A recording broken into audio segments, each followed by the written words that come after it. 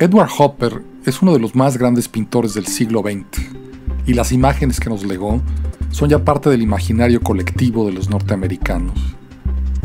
Pero sus pinturas ofrecen mucho más que una identidad nacional, ya que con ellas Hopper inventó un nuevo y singular territorio entre la pintura y el cine, que pocos artistas del siglo XX han explorado.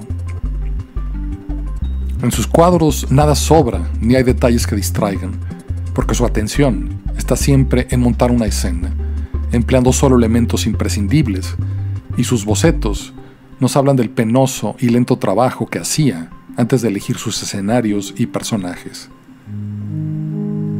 En ese sentido, Hopper es el perfecto dibujante de un storyboard, esas ilustraciones secuenciales que muchos directores emplean para imaginar una película antes de rodarla. Incluso la posición del foco y del horizonte en sus cuadros es muy cinematográfica, ya que por lo general utilizaba largos lienzos rectangulares para enfatizar la horizontal, anunciando lo que sucedería con los formatos cinematográficos décadas después, con el advenimiento del CinemaScope y las cintas widescreen de 70 milímetros. Hopper pasó horas paseando por las calles de Nueva York, montando sus trenes elevados y asistiendo al cine, siempre en busca de nuevos temas. Y es lógico que con el paso de los años, sus cuadros, concebidos como si fueran películas, comenzaran a inspirar a grandes cineastas en todo el mundo, produciendo un curioso efecto de retroalimentación. Los ejemplos abundan, pero Alfred Hitchcock tal vez sea el más hopperiano de todos los directores. La influencia estética de su pintura en la mansión Bates de Psicosis o en la manera de enmarcar al puente Golden Gate en Vértigo es evidente, pero la más interesante está al centro de la obra maestra de Hitch, La ventana indiscreta, que sería impensable sin las cuantiosas composiciones de Hopper en torno a las ventanas. Uno de los símbolos más perdurables de su pintura y con el que capturó la experiencia de la ciudad después del anochecer, cuando los interiores comienzan a iluminarse y se convierten en una especie de teatro urbano para los viandantes. Una concepción espacial que Jacques Tati repetiría con maestría en Playtime, donde las ventanas borran los límites entre espacio público y privado en una ciudad de París inventada. Hopper impartió ánimo y emoción a sus pinturas, empleando ese tipo de estrategias narrativas, pero lo más importante, para mí, son las cosas que no pintó.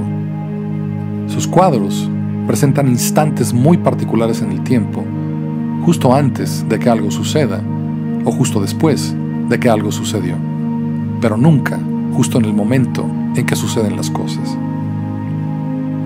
En Domingo temprano por la mañana, por ejemplo, retrata un día que está a punto de iniciar, narrando solo lo necesario, para que el espectador mismo imagine la historia. Un instante próximo en el que todas las personas dormidas detrás de esas ventanas cerradas se levantarán de sus camas para que el domingo pueda comenzar. Es curioso que cuando Hopper pintó ese cuadro, un par de torres de gran altura se estaban construyendo en ambos flancos del edificio que pintaba, pero él se concentró solo en el edificio más viejo y horizontal, aislándolo de su contexto urbano e ignorando la verticalidad de los rascacielos que comenzaban a invadir a la isla de Manhattan. Una notable indiferencia para un pintor de la ciudad más vertical del planeta. Hopper usó la luz de manera singular, produciendo una sensación espacial que es muy difícil de analizar. La luz que empleó en Ruta 6 Eastham, por ejemplo, parece la de un típico paisaje de la costa de Massachusetts, pero al observarla con detalle, notamos que el ángulo de la luz solar que produce la sombra en el porche de la casa proviene de una dirección, mientras que la sombra en el camino proviene de otra fuente. Es decir, no se trata del mismo sol y por lo tanto es imposible saber de qué hora del día se trata.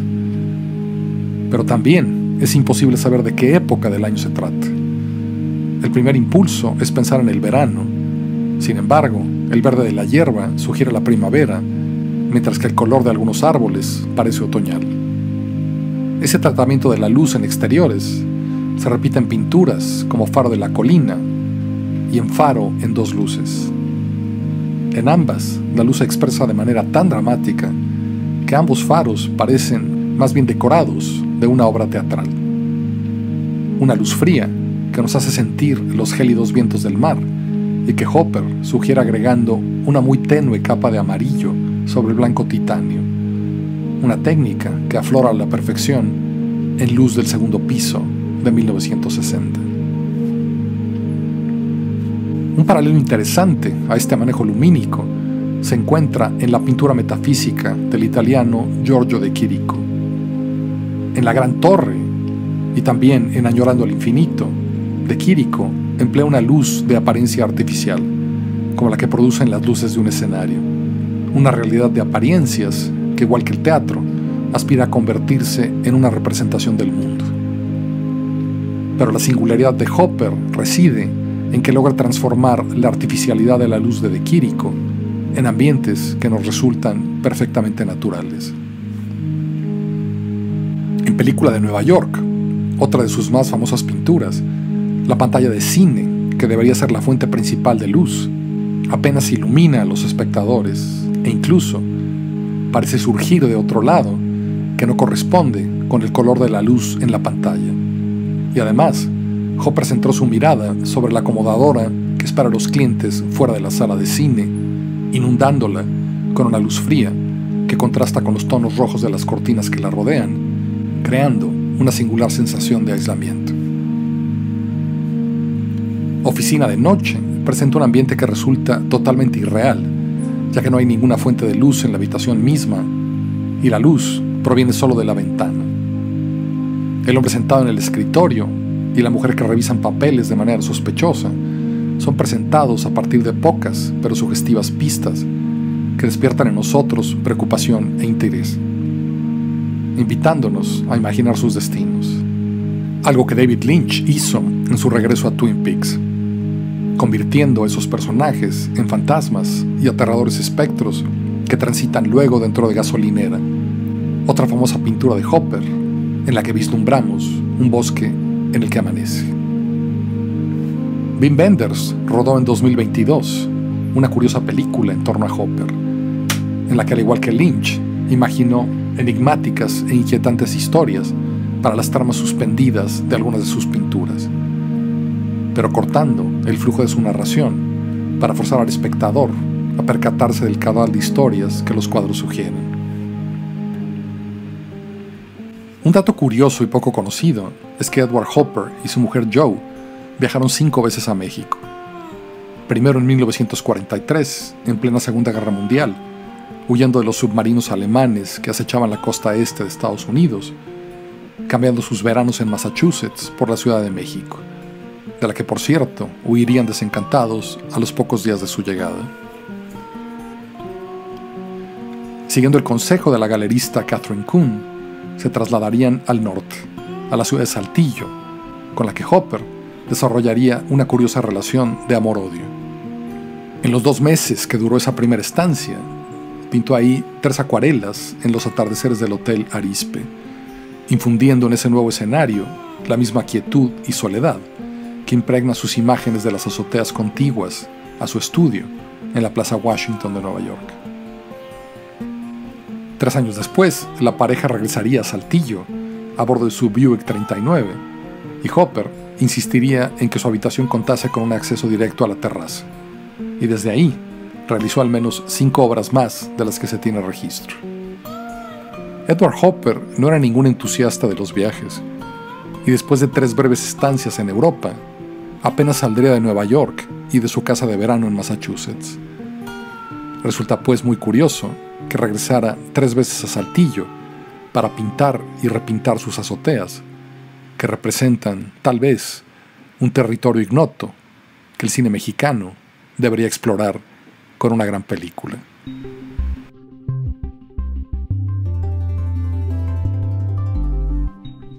Como se habrán percatado, Edward Hopper es uno de mis pintores favoritos, y los vínculos de su trabajo con el cine siempre me han fascinado, así como a tantos cineastas del siglo XX que lo han seguido y copiado, como los que menciono, pero también muchos que no toqué, por ejemplo Michelangelo Antonioni, que su estética y su poética serían casi impensable sin la influencia de Hopper. Incluso cineastas como Martin Scorsese y su Taxi Driver, que también abrevan de esta poesía de la noche y de los entes solitarios en esa ciudad, ¿no? Los invito a que lo conozcan. Les voy a dejar recomendaciones de libros. Este en particular de Wieland Schmid, Portraits of America, es excelente. Acaba de terminar una exhibición, que esa es parte del ímpetu detrás de este video, en el Museo Whitney de Nueva York, extraordinaria, sobre cómo mostró Nueva York Hopper y cómo su visión artística lo hizo bloquear los rascacielos, un poco como hace el cine, ¿no? Siempre nos concentramos en el dentro de cuadro, y fuera de cuadro, cuando enfrentamos a grandes artistas, pues también eso nos forza a imaginar. Y Hopper, desde luego, a mí, estando en la ciudad viendo sus pinturas al mismo tiempo, pues sí, esa pregunta no me la puedo sacudir. ¿Cómo es posible que una ciudad tan vertical como Manhattan la ignorara? Pero es que así es la poesía de este artista, y es tan poderosa que nos forza a imaginar el fuera de campo. Entonces, pues les mando un cordial saludo. Espero que les haya gustado el video. Suscríbanse al canal, denle like, compartan, y nos vemos muy pronto en el siguiente contexto.